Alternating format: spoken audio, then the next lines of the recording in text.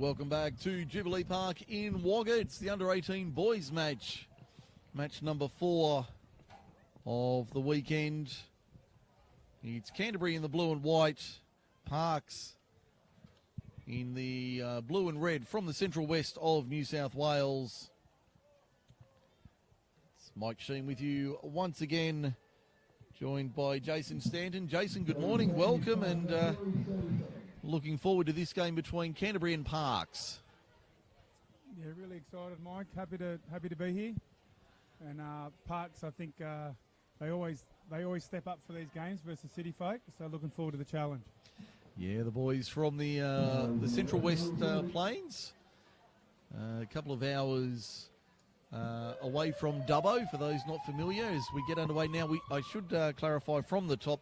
We don't have any team lists for this match, so we are flying a little bit blind, but we'll do our best to describe the action for you. So for those families and friends watching online, we don't have any team lists, so we'll do our best to certainly keep you up to date with what the score is in the match. Canterbury in the traditional colours of the blue and white of the Dogs. Parks, they're known as the Pumas in touch football circles. And they're in the blue with the ball, with the red trim. As we said, coming from the west of New South Wales. So they get a penalty there for offside. I would imagine Parks probably one of the stronger country teams in touch football, Jason, the Parks boys. So it would have a reasonably strong domestic competition. Yeah, Parks are very strong for out in the country, and they've got a very proud history. They've always done well, and definitely punched above their weight in these sorts of challenges. So it'll be interesting to see. Obviously, first game for both these teams. It'll be interesting to see how quick they can settle into it. Yeah, it'll be good to see them certainly post a positive result here today against Canterbury, and the Dogs would certainly fancy their chances against the Parks outfit, but they'd know they'd have a tough time in front of them taking on the Pumas here. I keep going to refer to them by their rugby league team name, which is the Spacemen, the Parks boys. And there's a nice try down the right to Canterbury to open the account. That was a lovely play down the right-hand side. Yeah, very good work there by Canterbury. Just sort of exploited a little bit of hesitation there in the Parks defence. It's almost like the communication broke down there for a second, and Canterbury there, number 7, was right onto it and took advantage to get the try, and very good start. We're only a couple minutes in, Canterbury 1-0. Yep. So Canterbury off to a good start here this morning with an early score in this first match of theirs, the pool game against the Spacemen. There we go. First mistake of the day. I knew it'd come. There'll be many more. Don't worry. The Pumas, the Spacemen, is their rugby league team in the Central West. Very strong rugby league town, Parks. Canterbury on the attack once again and looking very sharp inside the 7. That's the second, and the number 7 has an early double for Canterbury. Yeah, very good work there on the right foot. So what happened there, the defender did actually call the touch and was trying to get back on side, but hadn't got back to 7. So the referee did very well there with a good early call to let the play know he was offside. And the number 7 for Canterbury taking full advantage. A beautiful right foot step there, Mike, and another one for the Dogs.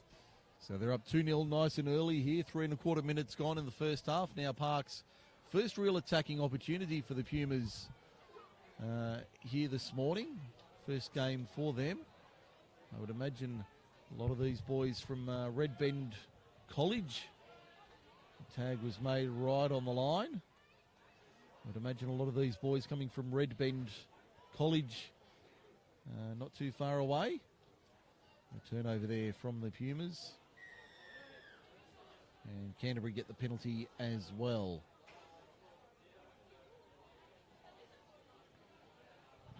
Canterbury looking to work out of their own end.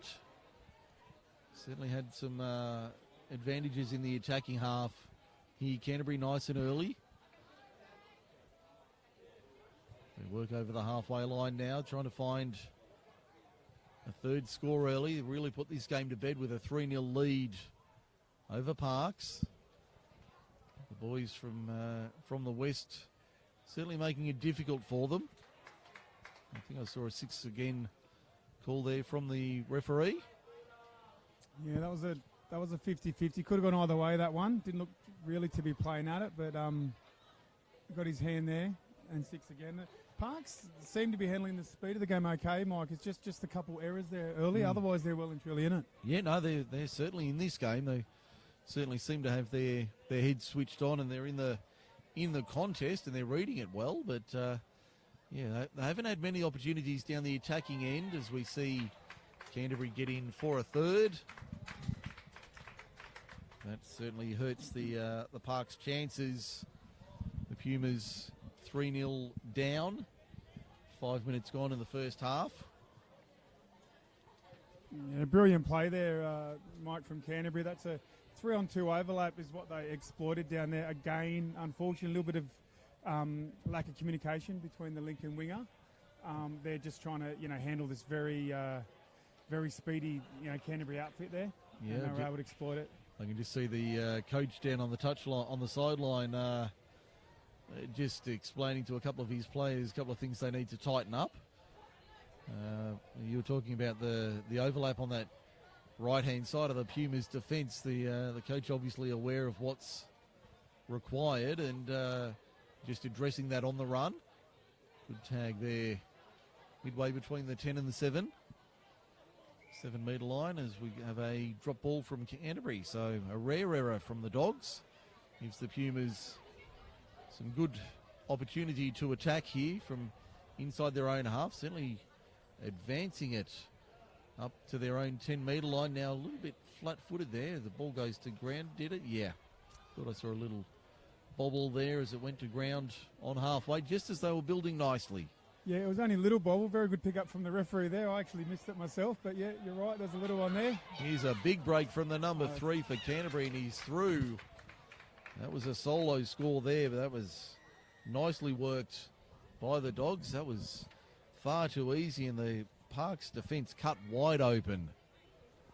Yeah, but almost appears, Mike, that the Parks with the speed and individually are doing quite well. They're definitely a good match for Canterbury, but Canterbury's team play really requires the defence to have a lot of really strong communication, and that's probably where they're lacking a little bit, knowing who's actually got who in the D-line for Parks.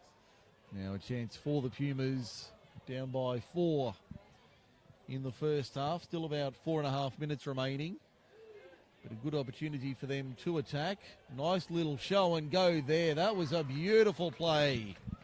Worked it down the right-hand side, sold the old dummy at Baby Co, and that went through for a nice try for the Pumas, their first of the day. Yeah, brilliant show and go there from the Pumas, and that'll give them a bit of confidence, Mike, get them going into the weekend. Very good try there. And that first score always a positive for every team to get that first score on the board. Gives you a little bit of confidence. We are in the game. They're only, and I say only, 3 scores down. Still a long way to go in this one. If they can get another one here and get it back to 4-2 or 5-2 before half time. Tag was made there. If they can keep it at 4-2 or 5-2 around half time, they'd be certainly in the contest, you would say. Parks have certainly held up their end of the bargain, just haven't had many opportunities in the attacking zone as Canterbury looking to. The tag was made, so it'll be a turnover to the Pumas just outside their own 7. Yeah, it was really confident defence there from Parks. That was really impressive to see them step up, and that's what they're going to need. And that's on the back of that try they scored, where the confidence increases, and they've had a really good defensive set there. So the referees ruled a turnover here. Yeah, that's a little bit technical, that one, Mike, if I can jump in. So what's happened is the dummy half's running at an offside player, but the dummy half's reached out and touched them, initiated, which means it's a handover. They're not offside anymore. They're not allowed to do that. It's a little bit technical. The old dummy half scoot at the marker trick. Invariably, the dummy half falls foul of that one. Canterbury on the attack once again. They don't have an overlap. A good touch there on the outside. Yeah, much stronger defence again there. So, yes, if any of the beginners watching at home, essentially when you're running at someone that's not back to 7 and they're offside, if they touch you, you'll get the penalty or the ref will say play on. But if you put your hand out and touch them, they're onside. It goes against you. So it's a little sort of a tricky one, just the run and let the referee give you the penalty for the offside player. Run at him, but don't make the contact. Yeah, that's right. Especially when you're dummy half. Yeah. Don't want to put your hand Got to out. watch those dummy halves. They're a little bit sneaky, those ones. Yeah, that's it. A nice score there to Canterbury. Makes it 5-1. Yeah, that was a nice close one. Very, very good play there by Canterbury, and that's a little, could have gone either way 50-50, but the referee was in great position right on top of the play there, and that was to the benefit for Canterbury. Now, if Parks can get one here, I think you'd agree that 5-2 at halftime, they'd certainly believe they're in the game if they can score another one in the next 60 seconds or so. And on the attack inside the 7, and the ball goes to ground. Not what they were looking for. Yeah, Parks have got to really, really stay focused here, Mike, just to make sure it doesn't get too far away, because it is a whole weekend, the Junior State Cup, and sometimes you can you don't want to let the first game derail the whole weekend. You want to build throughout it. So even if they are down by a few, they need to keep building, stay confident, keep the talk up, and really sort of really grow and improve their performance over the weekend. Canterbury over the halfway line now, inside 30 seconds to the break. Can they get another one here, the Dogs, before the break? Nice little step, but the tag was made. Touch was made, so it'll come back to the 7-metre line for a turnover. Parks dodge a bullet there, and even something as, they've forced an error there, but I was about to say even something as simple as forcing a turnover on the last would certainly give them a degree of confidence. There's the siren in the background, round the corner, goes to ground. Yeah, I think it's a late pass. There might be one more play here. We get another play for free. The late pass, so the Parks will get one more crack. So one play, but from their own 7, you'd expect they'll just take the play, and they do, and that's half time. 5-1. I think they'd be relatively happy, Parks, at the break. As I said, if they could keep it to 5-1 or 5-2 or somewhere in that range, they're still in the contest at half time, even though the scoreboard's not in their favour. Yeah, they had that little 2 or 3 minute period there in the middle where they looked really settled and were really stepping up against Canterbury. They had a couple errors to finish the half. So I think if they can maybe bottle or capture that couple minutes and then they can bring that out for the second half, I think they're going to be well positioned to make sure Canterbury don't run away with it. Yeah, and they've certainly shown they're capable of matching it with the bigger teams like the Canterburys of the world. They've certainly matched it with the teams like Canterbury in the first half. If they can put in a similar effort, even if the scoreline doesn't go their way, they're certainly capable of producing a solid effort. Yeah, well, one of the things that stood out is that Canterbury seemed to settle in the game quite well and seemed to be quite composed and really work together, particularly in defence.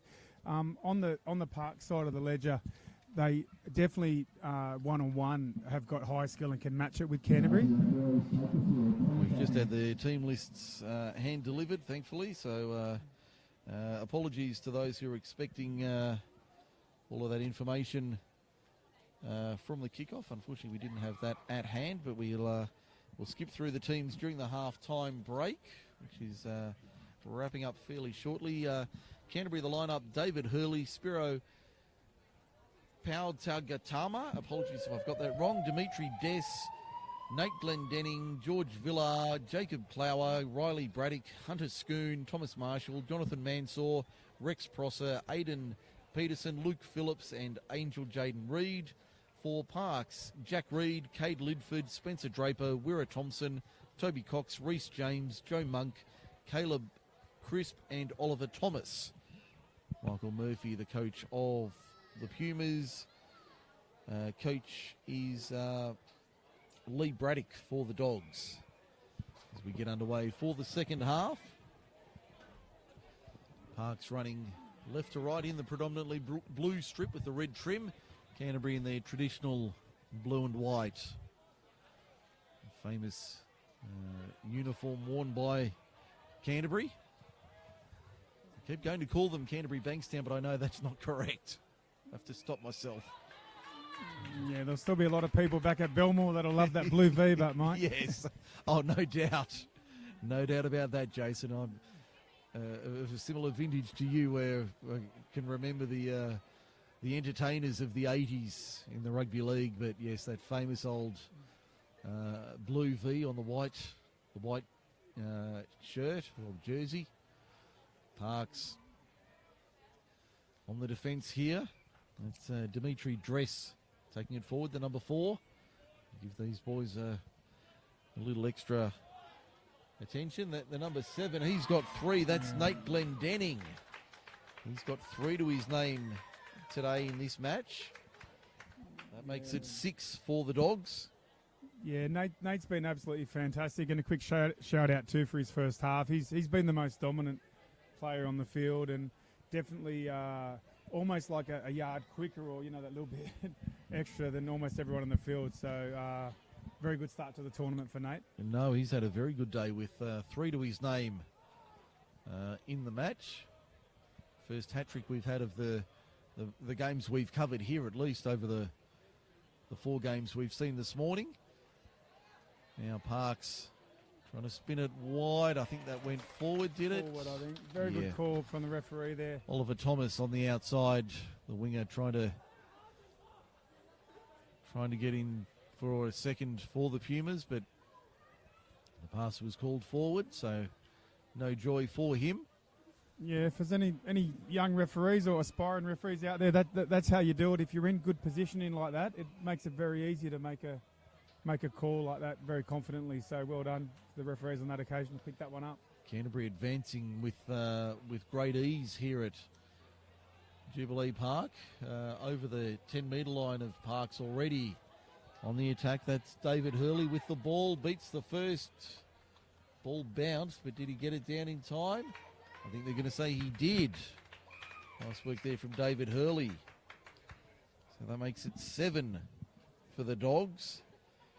Parks would certainly be looking for a bit of positive play and momentum here in the remaining, about 8 minutes? Yeah, this is. I think the Parks coach might be getting a little bit concerned. Those last couple of tries were,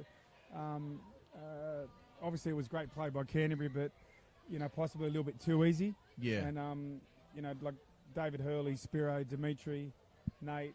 These players are really starting to open up now for the Dogs. As we see the 15, Hunter Schoon taking it forward. And again, a phrase we'll say a lot over the weekend, wholesale changes for these teams. Parks with a lineup a lot less players in the Parks squad than the Canterbury squad. Canterbury naming, I'd imagine, a full squad of, what's that, about 14? And Parks with only about 10 on their roster, so that certainly has an impact coming off the bench. As the Pumas ring changes here, ball flick pass as he was coming off, went to ground. Just hasn't been their day, Parks. Just hasn't gone their way. Yeah, the standard of touch is very high at these events. We're talking the best of the best here. And maybe just a few ball handling errors there from Parks. They'll have to be a bit better over the weekend than what they've shown the last couple of minutes. But there were some good signs in the first half. They certainly have shown a little bit as we restart play, and the dive from Luke Phillips gets across for number 8 for the Dogs. They have been doing this very comfortably, but we'd like to see the boys from the West, if Parks can produce a little bit of something. What would be 1 or 2 key things they need that if you could get in their ear, what's 1 or 2 things they could work on for the remainder of this one?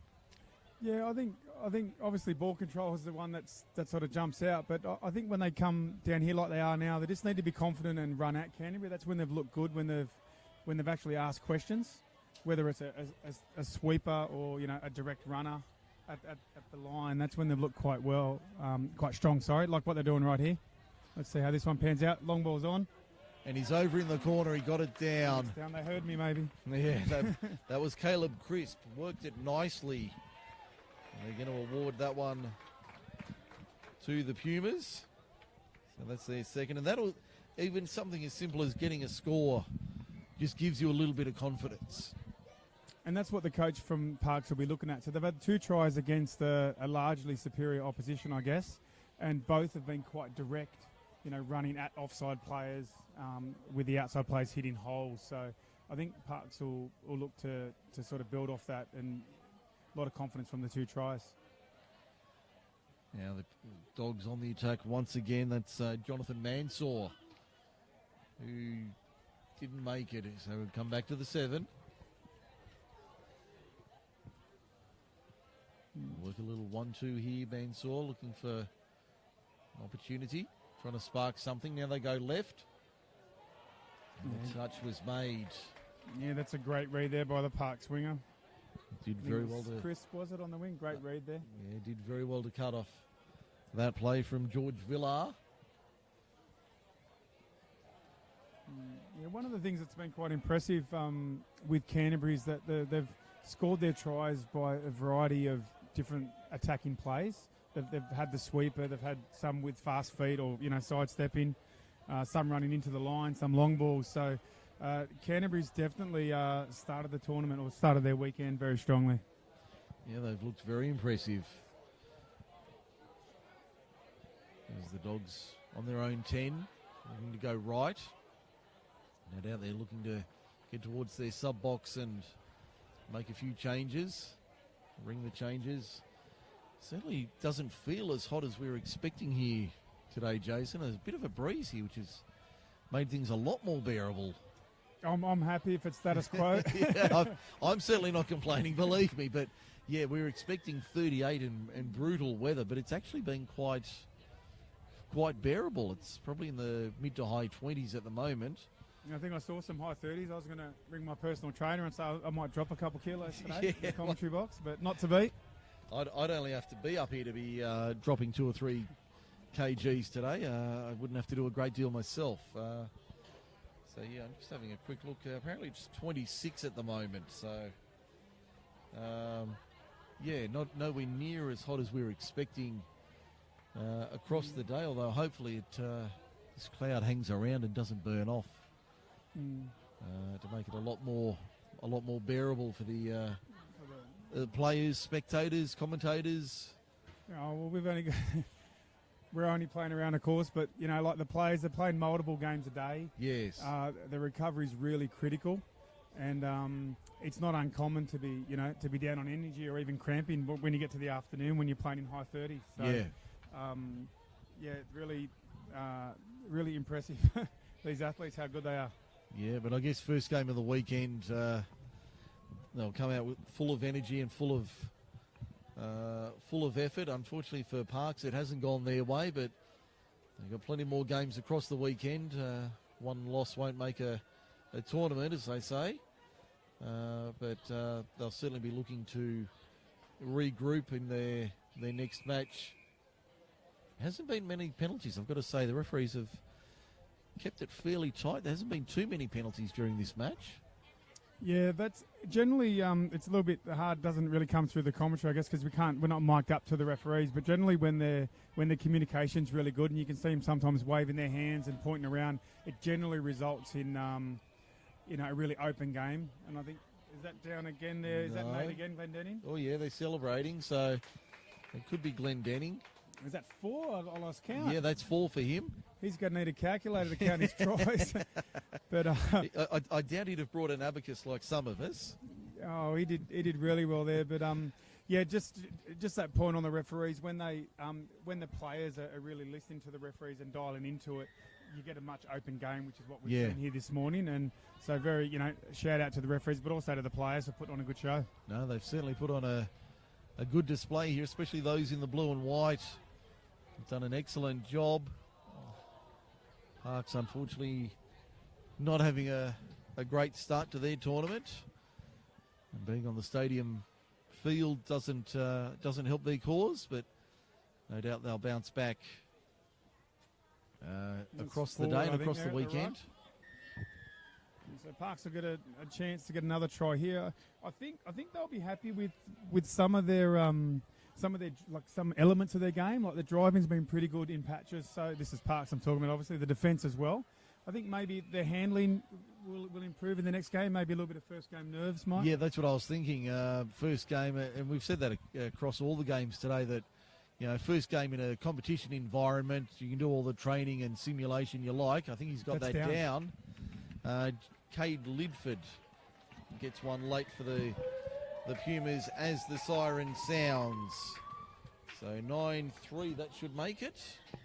And that's correct. So 9-3 Canterbury over Parks. That's my little stint done for this morning. I'll be back a bit later on. I believe we've got the dulcet tones of one Joel Kane. I can see him down below making his way up into the commentary box. He'll be up shortly here on Bar TV's coverage of the Junior State Cup 2023. And that concludes our 9:30 a.m. concert. No worries. Just a reminder to everyone. Yeah, I've got a whole bottle of them. And also to everyone to please keep hydrated.